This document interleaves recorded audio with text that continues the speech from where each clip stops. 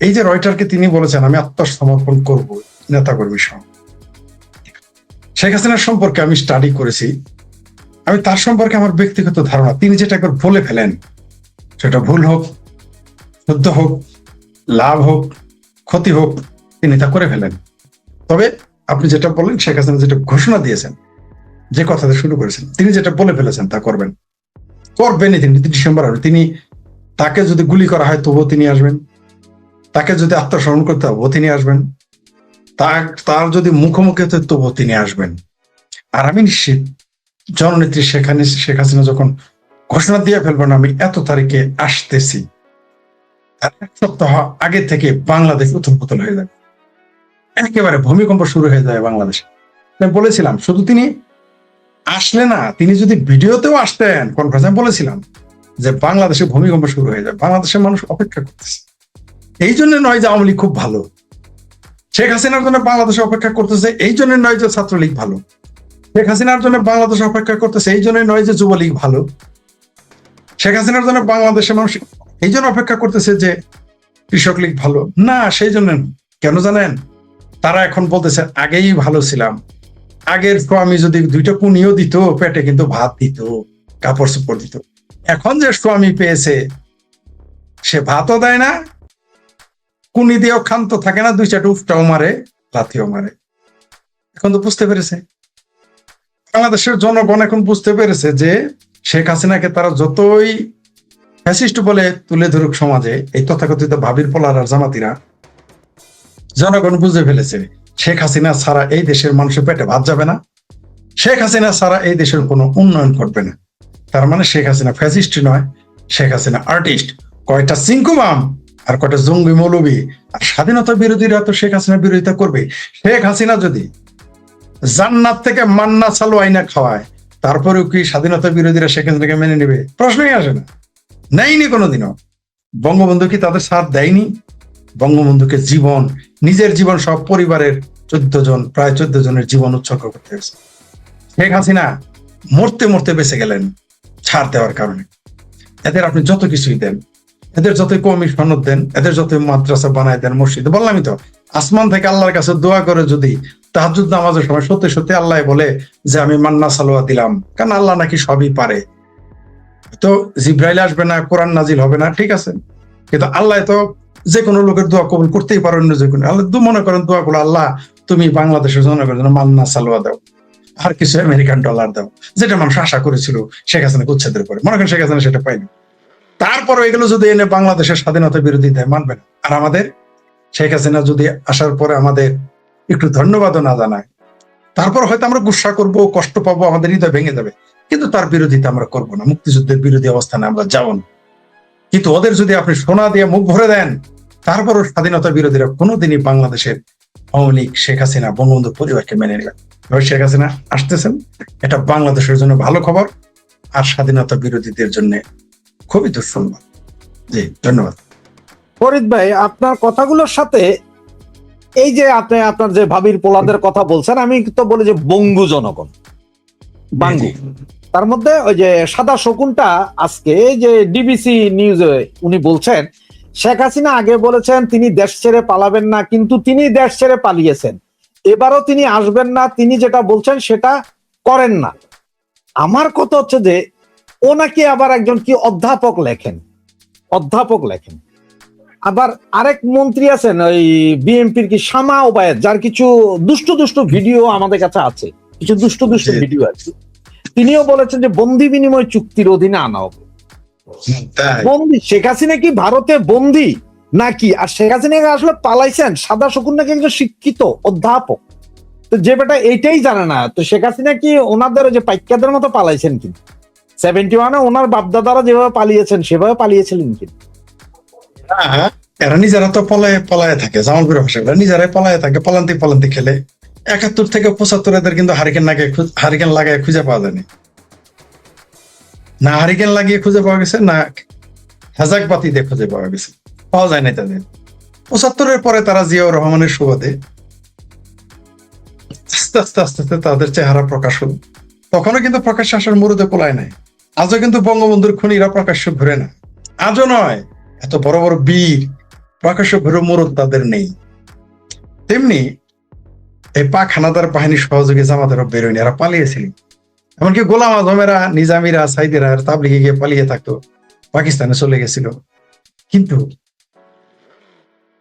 একটু শব্দটি করতে পারে নাই তারা।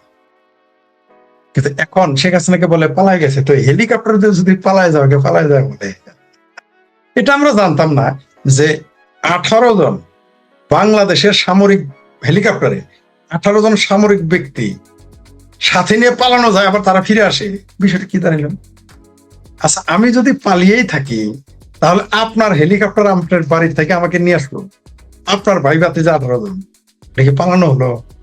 তারা বলতে পারতো যে তাকে উচ্ছেদ করেছে, বিদায় করে দিয়েছে, ফের করে দিয়েছে, এটা বললে তাও একটা কথা খাটতো, যাই যে তাকে হেলিকপ্টার দিয়ে শেখ হাসিনাকে দিল্লি রেখে এসেছে, তাও কিছুটা যুক্তি খাটতো। কিন্তু যখন বলে পালিয়ে গেছে, আমরা তো এটা জানি না, এদের মুরদে কোলায় নাই তাদের ঠেকানে। তারা জানে যে শেখ হাসিনা, শেখ রেহানার কিছু হলে বাংলাদেশ অস্তিত্ব হারিয়ে ফেলবে, জামাতিদের অস্তিত্ব হারিয়ে ফেলবে। তাদের যে প্রভু, তারা জানতো যে শেখ হাসিনা, শেখ রেহানার কিছু হলে বাংলাদেশের সিভিল ওয়ার হবে, এটা তার প্রভু রাষ্ট্রগুলো জানতো।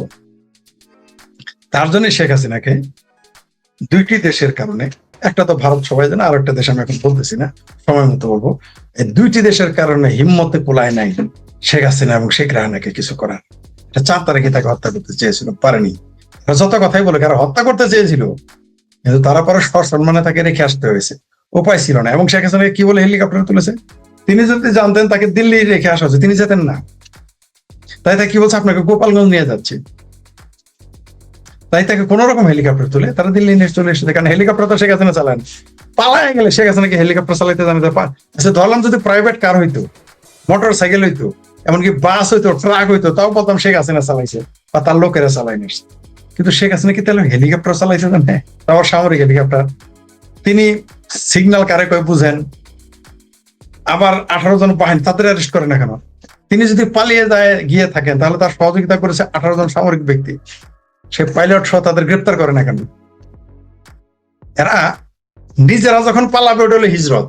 এরা তুরস্কে পালিয়ে গিয়েছিল, তারপরে আধা পাগল হয়ে শিলং, সালাউদ্দিন আসামে থাকতো, দেখ ওটা আলাদা, ওটা পালিয়ে যাও বলতেছি না আমরা। জামাতে যে আরেকটা চামারের দেশের সম্পাদক পালাইছিল, শফিক রেহমান পালাইছিল, তারেক রহমান তো মুসলেখা দিয়ে গেছে, তারেক রহমান তো মুসলেখা দিয়ে গিয়েছিল। শেখ হাসিনা তো তাও হেলিকপ্টার দিয়ে গিয়েছে, তাকে রাখা হয়েছে। তারেক রহমান তো একদিনে 3টা মুসলেখা দিয়ে তারপর লন্ডন গেছে। শেখ হাসিনা কিন্তু মুসলেখা দিয়ে জানে, এমনকি তার পদত্যাগ পত্র খুঁজে পাওয়া যায় না। এই দেশের প্রেসিডেন্টও বলেছে, সামরিক বাহিনীর লোকেরা বলেছে তার তো কোনো পদত্যাগ পত্র নাই। মানে শেখ হাসিনার কাছে একটা পদত্যাগ পত্র নিতে পারে নাই, এই মুরুদে তাদের কোলায় নেই। তাহলে সারা জীবন বলতো এই যে শেখ হাসিনা পদত্যাগ করে গিয়েছে, একটা জিনিসে তারা ধরা খেয়ে গেছে, তাই এখন বলে পালায় গেছে। এটা যদি পালায় যাওয়া হয়, তাহলে এরকম পালায় যাওয়া তো খারাপ না। হেলিকপ্টার দিয়ে যদি সামরিক বাহিনীতে পালায় যাওয়া হয়, তাহলে এটা তো খারাপ না। আর ওই যে জামাতের সাদা শকুন আমিরের যে কথা বললেন, তাহলে শেখ হাসিনা যে বলেছেন তিনি আসবেন না, তাহলে এত টেনশন কিসের? তাহলে তার নাকে তেল দিয়ে ঘুমাক, শেখ হাসিনা আসবে না, নাকে তেল দিয়ে ঘুমাক। কিন্তু আমি জানি শেখ হাসিনা যেদিন ডেটটা দিবেন, তার 72 ঘন্টা আগে থেকে এরা পালানো শুরু করো। আপনি লিখে রাখেন, এটা খুঁজে পাবেন না আপনার কিন্তু। আর যদি থাকে, তাহলে আবার সে 71 মতো মুখোমুখি হইতে হবে, আবার সেই সাদা শকুনের 71-এর পরাজিত শক্তিকে আমরা আবার পরাজিত করব শেখ হাসিনার নেতৃত্বে, কোনো সন্দেহ নেই। সাদা শকুনের আজকে একটা ভিডিও আছে, এটা খুব ভাইরাল, জামাতিরা প্রচার করতে পারেন। চিটং শহর তো ডুবে গেছে পানিতে, দেখছেন? ওইখানে উনি রাস্তা দিয়ে হাইটা যাইতেছে, শার্ট টাট খুললা, খালি একটা ওই যে চাষা বুসারা গেঞ্জি পরে, গেঞ্জি বইরা।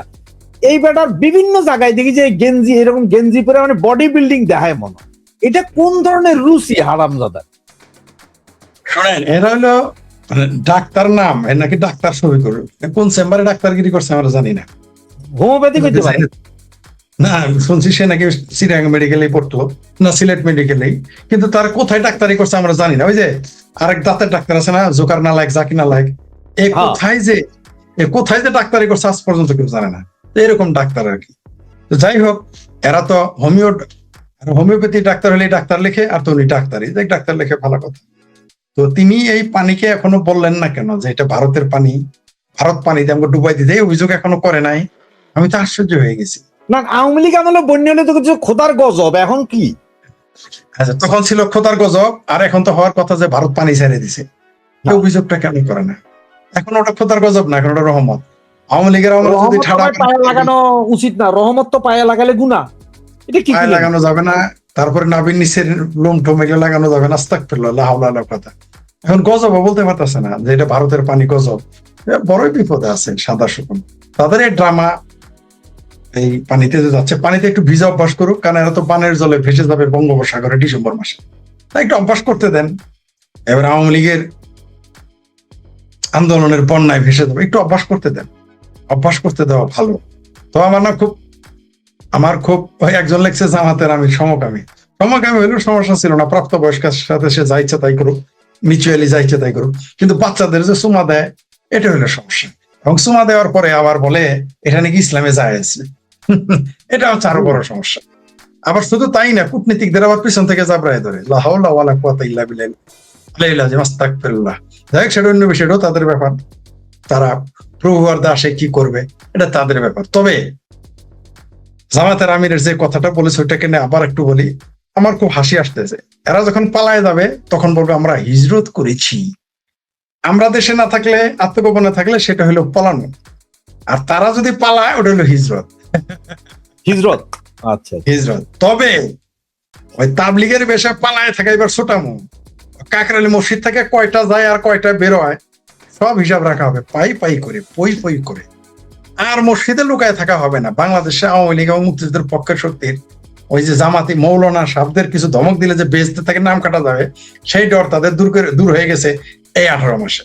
কারণ আগে মানুষ ভয় পাইতো, হ্যাঁ তার এলার একটা চটকানা দিমু, টুপি এলার একটা ঘেটি ধরে একটা ঘোরানি দিমু, হায় হায় হায় বেহেশত তো পাও না, পাঞ্জাবি পরা লোকের পাশে একটা কিক দিমু, আহা আস্তাগফিরুল্লাহ, বেহেশত থেকে নাম কেটে যেতে পারে। এখন ওই ভয় শেষ হয়ে গেছে। আর এমন বাটপারি বদমাইশি করেছে যে মানুষের সেই ভয় শেষ হয়ে গেছে। আর পালায় থেকে আর আত্মগোপন করার সুযোগ নেই, ওই যে যেতে হবে পাকিস্তান।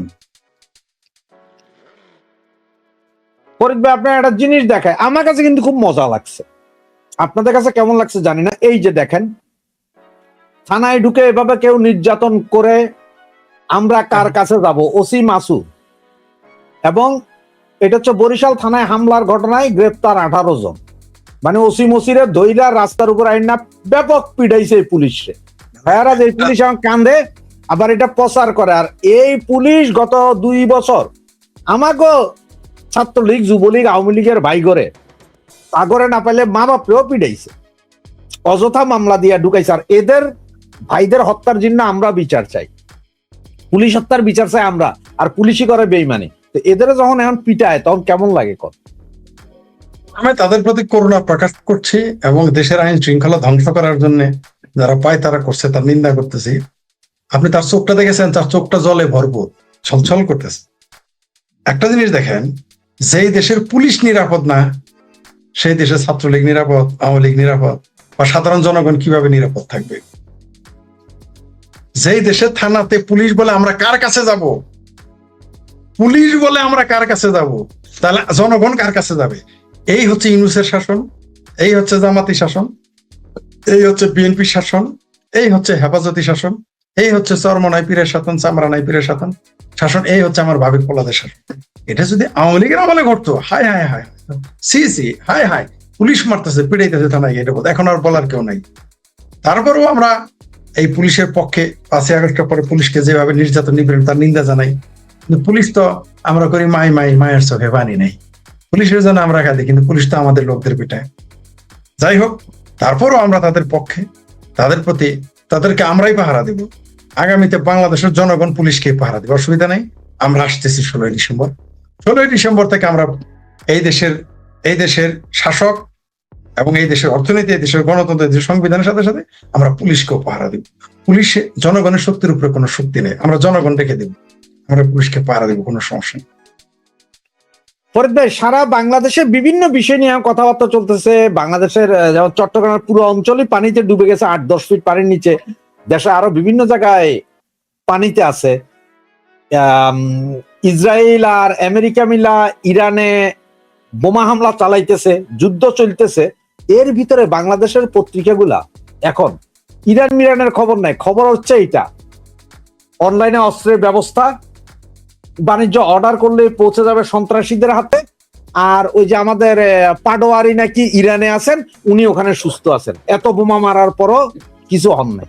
এগুলো হচ্ছে যে নিউজ, কি বলবেন? তো তাই না, তারা কি নিন্দা জানিয়েছে? না, এই যে এত ঘটনা ঘটতেছে, আপনি শুনেছেন যে আমেরিকা নিন্দা জানাইছে? শুনছেন? এরা ইরানে গিয়েছে খোমেনির জানাজায় দুঃখ প্রকাশ করতে, কিন্তু এই যে ইরান এর উপরে তামা তামা করতেছে, আমি বলেছিলাম যে ইরানের জানাজার 24 ঘন্টা পরে থেকে আমেরিকা আবার শুরু করবে। 48 ঘন্টা পার হয় নাই, যাই হোক, আমার কথাটা বলেছে, আপনার মতো 24 ঘন্টা মিলে যায় না, 48 ঘন্টা পরে শুরু করেছে এবং করছে, আরো করবে, করতেই থাকবে। আমরা এই যে চুক্তি একবার বলে আইডিয়া, পাকিস্তান কত বড় খেলারি, সে যখন চুক্তি করলো যুদ্ধ থামাই দিলে, এমনকি ভারতের সিংকুবামেরা কংগ্রেসীরা দেখলাম বললো, ভারতের নেতারা বলছে এই যে দেখো পাকিস্তান কত ক্ষমতাবান, যারা নরেন্দ্র মোদী বিরোধী, ভারত বিরোধী এবং বিজেপি বিরোধী, তাদের কি পাকিস্তানের প্রশংসা পঞ্চম? কিন্তু আমরা জানতাম যে এই আলোচনা, এই চুক্তি, এগুলো সব ভেস্তে যাবে, এগুলো আমরা জানি, তাই এগুলো আমরা কথা বলি নাই। আমরা জানতাম তারা তারা করে ফেলবে। আমেরিকা, ডোনাল্ড ট্রাম্প প্রেসিডেন্ট, আমেরিকার প্রেসিডেন্ট ইরানকে তামা তামা করে ফেলবে, কারণ হলো আরবরা চাচ্ছে ইরান ধ্বংস। আরবরা চেয়েছিল বলে খিলাফত ভেঙে গিয়েছিল প্রথম বিশ্বযুদ্ধে, আরবরা চেয়েছিল বলে ইরান ধ্বংস হবে। আপনি ঠেকাইতে পারবেন, আপনি মনে করেন না যে এটা আমেরিকার ইসরায়েলের কথা হচ্ছে, এটা আরব রাষ্ট্রগুলোর জন্য হচ্ছে এবং হবে।